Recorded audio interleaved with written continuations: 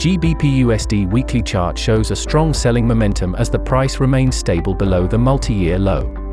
Although bullish exhaustion appeared from the 1.193 level a week ago, bulls failed to make a bullish break of structure in the daily chart.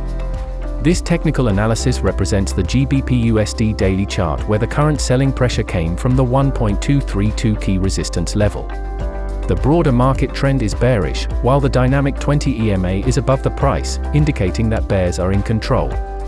In the indicator window, the RSI failed to reach the neutral 50 level in the latest trading days, which is a sign of testing the oversold 30 level again. As per the current price action, the long-term bearish trend for this pair is valid as long as the price trades below the 1.232 key resistance level. However, last week's closing price is still above the 1.194 level, leaving a minor bullish recovery pending. In that case, any bullish rejection from the 1.193 to the 1.200 zone might increase the price towards the 1.220 psychological level. On the other hand, the break below the 1.193 level would be an alarming sign for bulls that might initiate the sell-side liquidity grab by testing the 1.180 level.